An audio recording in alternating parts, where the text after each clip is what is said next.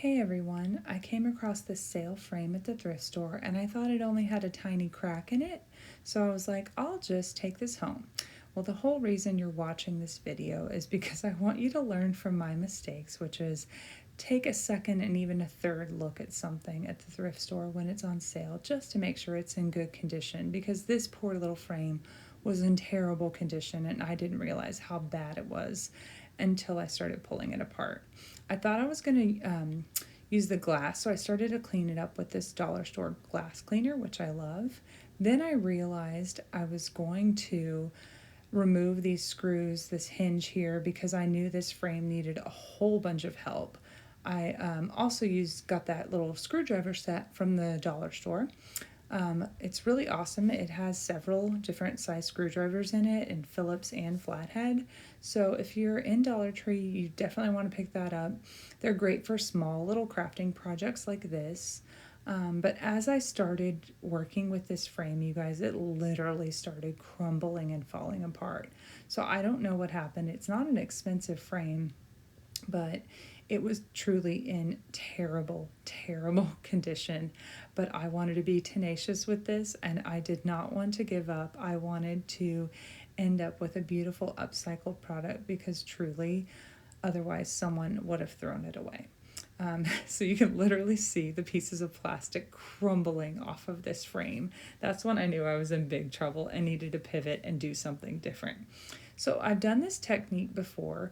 I wanted this to be a tall frame, but this technique I'm going to do, I just took pieces of napkins and tissue paper and I'm going to Mod Podge them all over the frame for multiple reasons. This is going to have a Halloween theme for one, so I thought the texture would be perfect. The other reason I wanted to do this was because I realized as I continued to work with this frame, it just kept falling apart.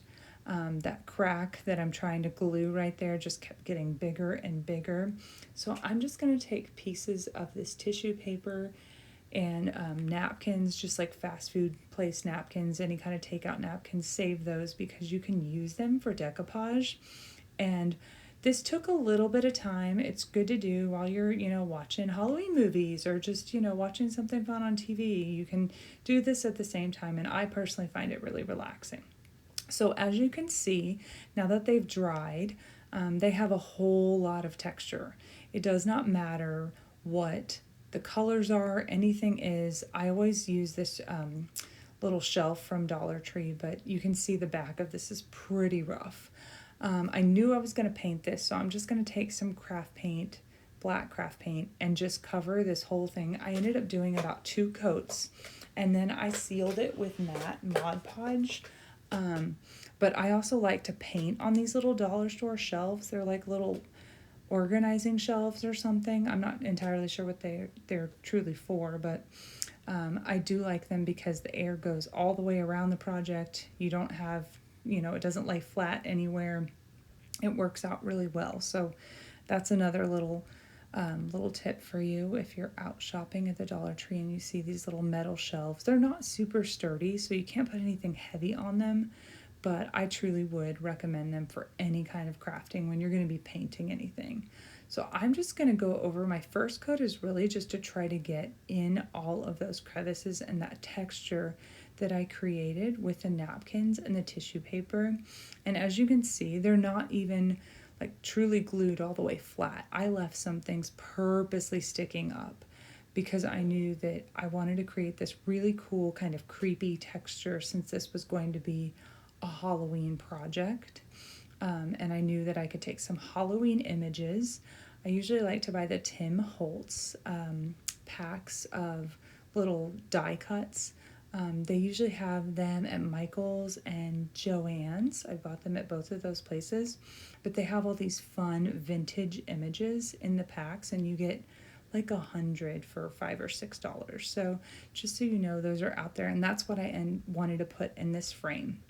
So I'm going to finish painting both of these, like I said, 2 coats and Mod Podge. And here are my vintage images that I just glued on top of a old book page. And I just, and cardboard. So I'm just going to add them to these frames. And I really was trying to be careful With this, I'm using my more heavy duty glue gun, which is my Ryobi. It's battery powered glue gun. It's awesome, but it gets super hot. So if you are working with one of these, you just need to be careful. If you're doing anything where your fingers will really touch, wear finger protectors because this glue gun gets super hot. And it dispenses quite a bit of glue, which you can see I'm just kind of cleaning up around these edges, trying to remove any excess glue that has popped out. But that's all I'm doing with these super cute images. Like I said, the Tim Holtz brand, I've bought several times and used over the years, and I really, really like them. So now you're not really able to tell that this poor sad frame was all busted up and broken, because I've given it a new life here with these images, the texture that's on here, the black paint, and it really is just this fun kind of spooky, creepy looking texture. So what I realized was I could go a couple different ways with this.